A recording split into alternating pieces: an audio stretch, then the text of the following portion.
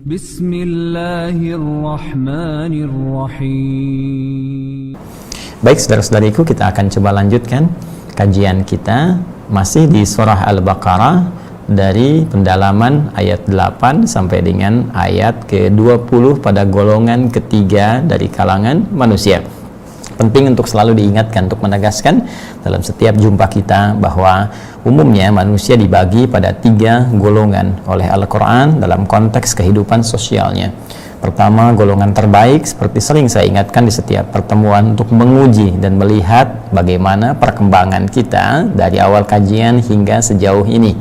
Apakah masuk dalam golongan yang pertama ini, dan tentunya bagaimana kita mengupgrade keadaan kita, baik dalam konteks takwa, pengertiannya meningkat iman, alladzina yu'minuna bil ghaib, kemudian latihannya dengan meningkatkan amal saleh kita, ya, wa yuqimunas shalah, dilihat salatnya sampai dengan detik ini, fardunya, tingkat jamaahnya, kemudian sunnahnya, berapa banyak konsistensinya, wa mimma razaqnahum yunfiqun, kemudian amalan harta bendanya, walladzina yu'minuna bima unzila ilaik, bagaimana interaksi dengan Al-Quran, bacaannya, pemahamannya. Jangan-jangan selama ini pun ya hidup kita menunaikan sholat, banyak baca Al-Quran, tapi tidak mengerti apa yang kita baca, belum banyak yang kita amalkan.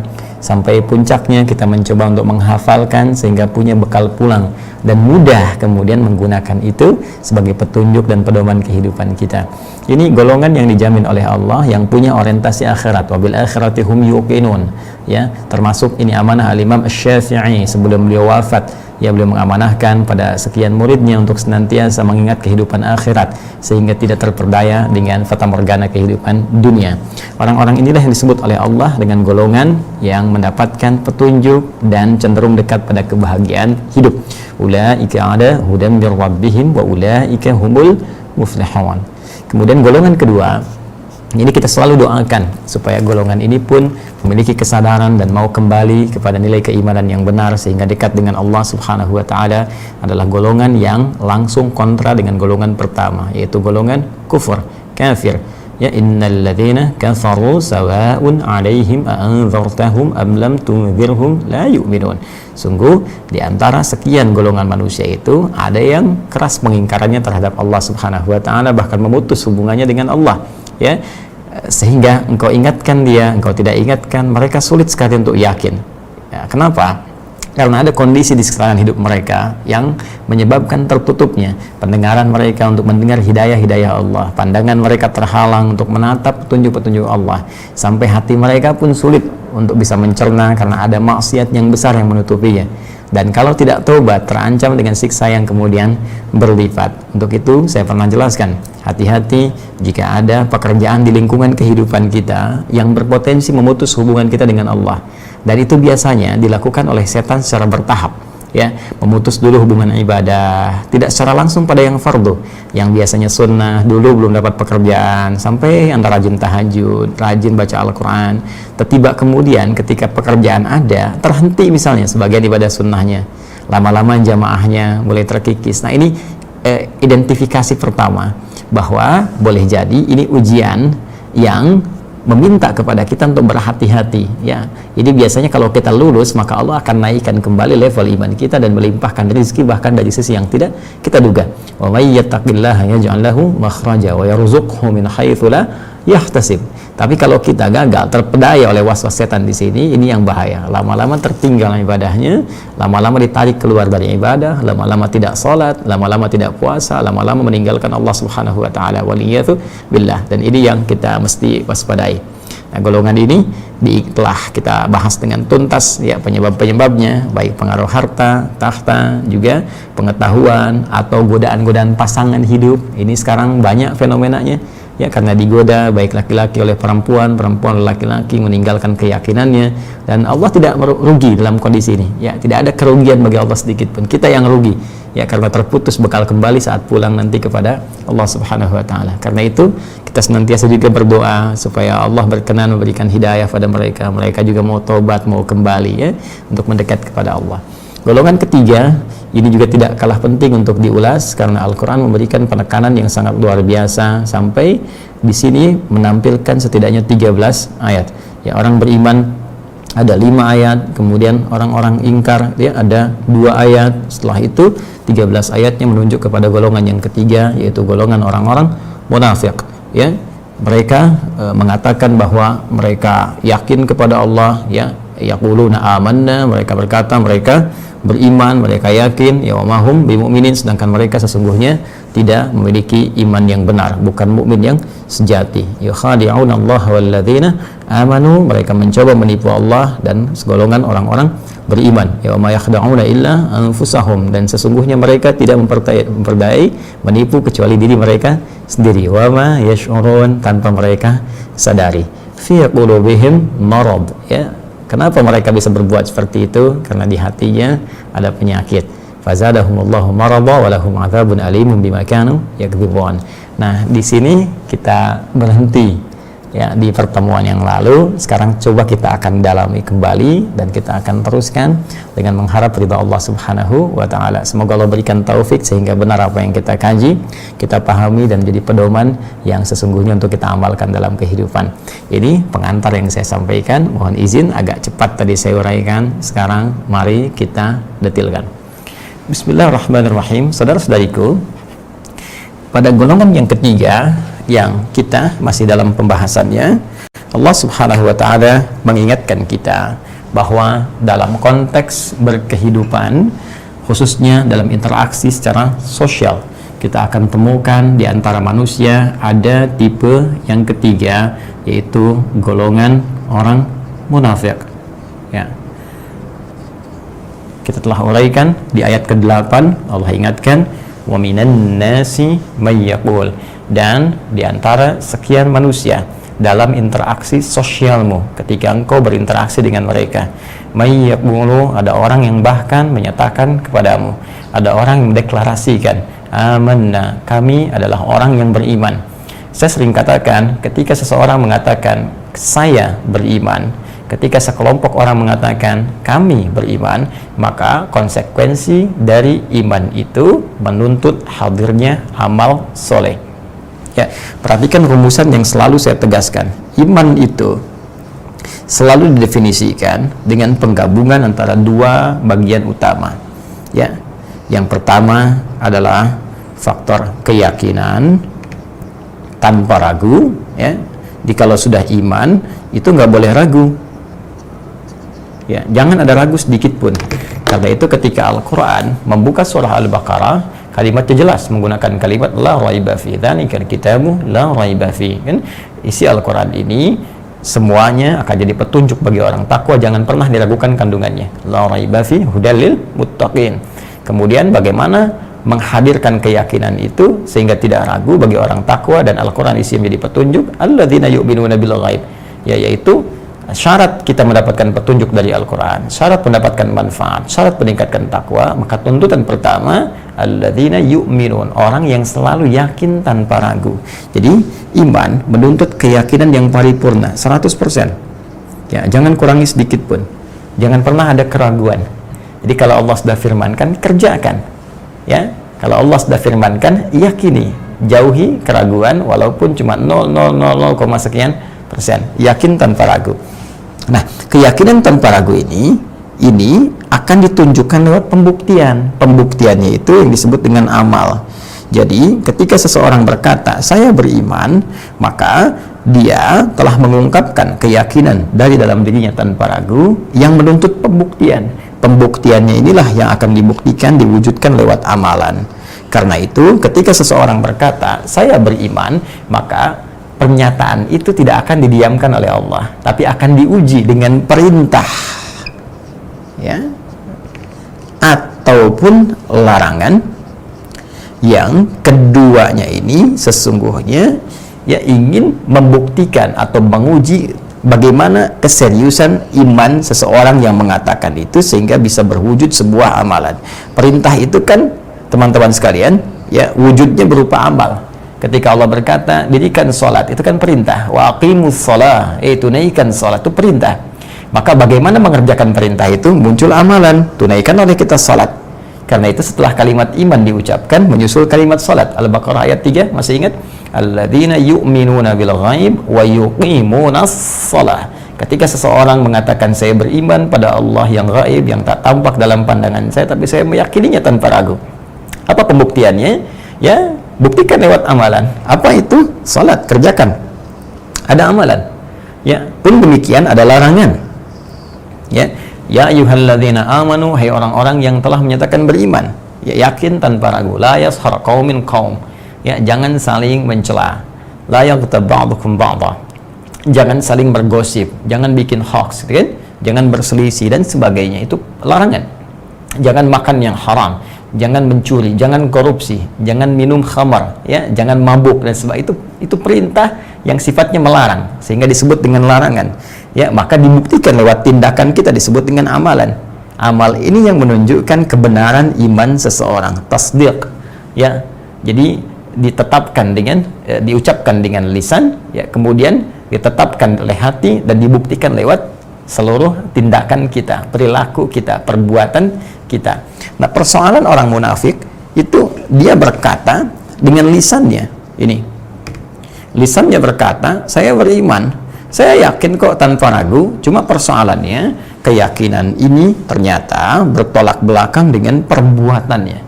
Ini yang membedakan orang munafik dengan orang kafir, orang yang ingkar, orang yang menutup diri. Orang yang menutup diri, sudah keduanya tidak ada. Yakin tidak ada, karena memang ragu, ya, karena memang menolak, bukan hanya ragu, menolak kan, menutup artinya, ya, menutup hubungan, tidak ada ketersambungan, memutus, ya, sehingga disebut dengan kafar, ya, ditutup.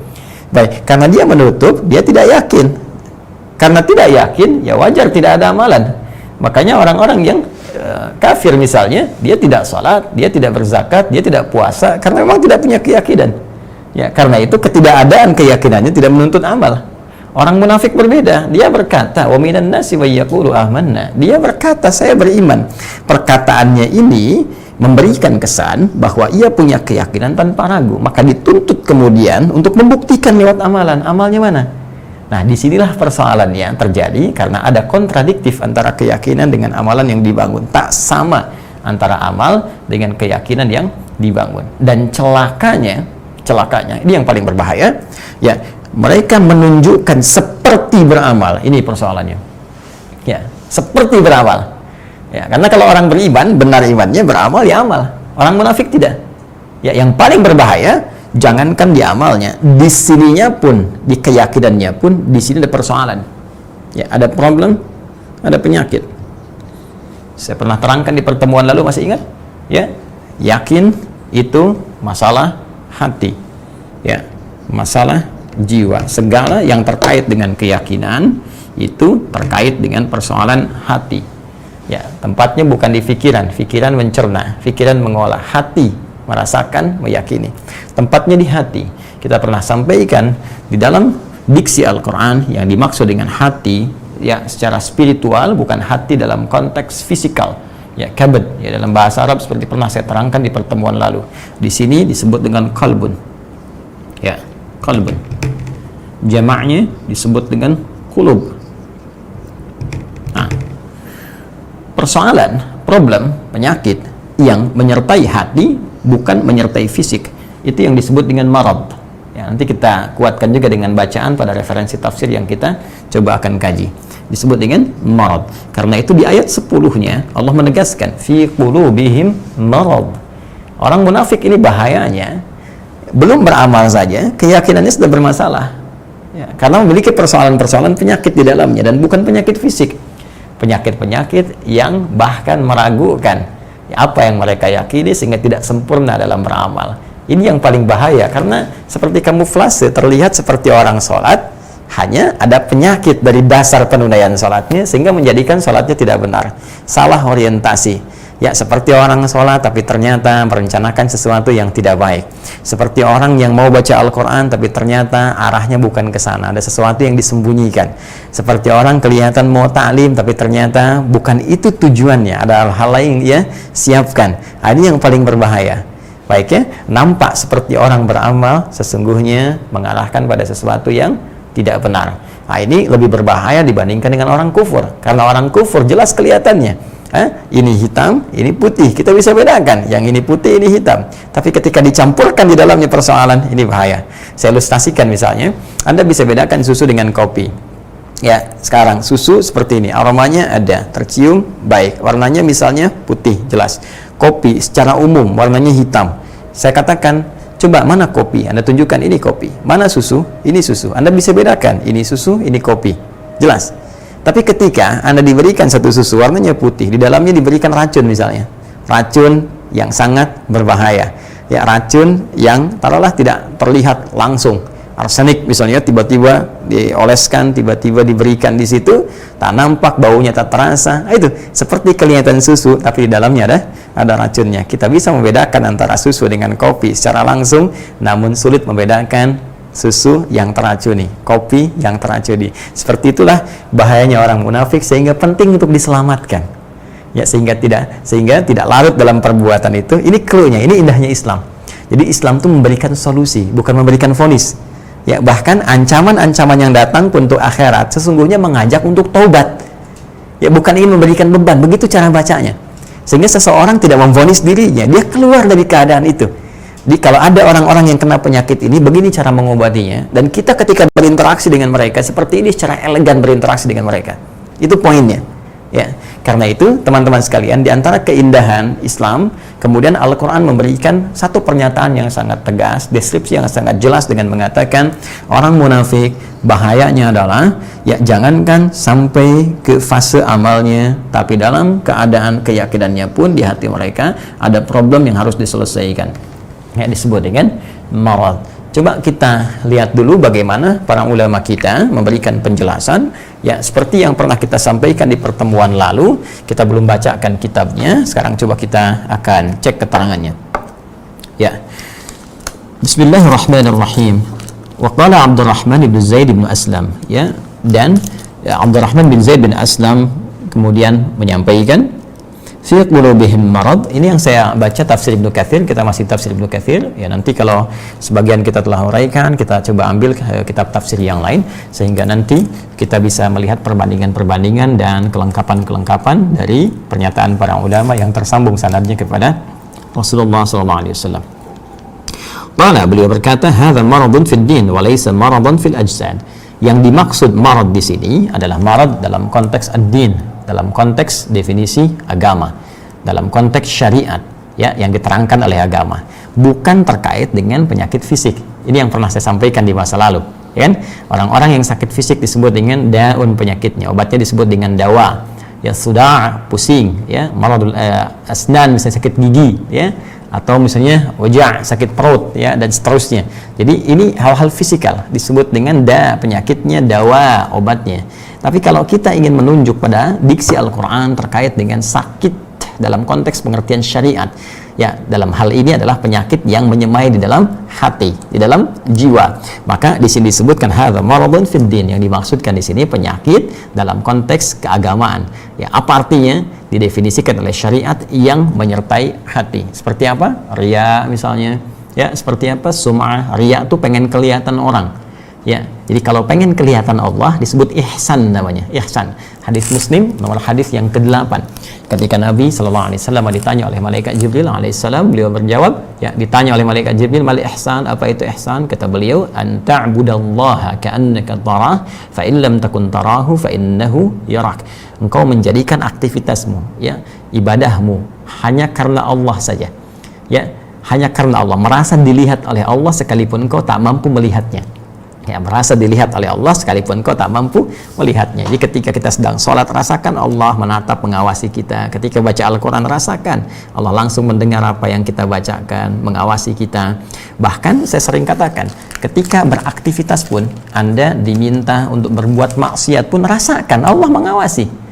Ya, sehingga dengan perasaan itu Allah sering mengatakan, ya, basirum bima ya'malun, Allahu bima ta'maluna basir. Allah dengan semua yang kau kerjakan itu Maha mengawasi. Allah mengawasi apa yang mereka kerjakan, apa yang kalian lakukan. Jadi kalau kita menghadirkan suasana itu, demi Allah saya katakan, itu cara cepat untuk terbebas dari maksiat. Ada yang mau nyogok, kita merasa Allah melihat, apa enggak malu ini menerima sogokan dilihat Allah? Ya, Anda dilihat manusia aja malu, masa dilihat Allah enggak malu? Berzina kan sembunyi-sembunyi itu orang karena takut ketahuan manusia. Apa nggak merasa Anda ditatap oleh Allah? Ya, ada yang korupsi, ada yang mencuri, ada yang menipu dan sebagainya. Jadi kalau kita menghadirkan suasana ihsan dalam hidup kita, maka insya Allah terjaga dari perbuatan maksiat dan selalu berada pada track yang benar. Ya, dan orang-orang semacam ini itu orang-orang yang disebutkan dalam Al-Quran sebagai orang yang diberikan jaminan oleh Allah untuk bisa memasuki level surga yang sangat indah di taman surganya.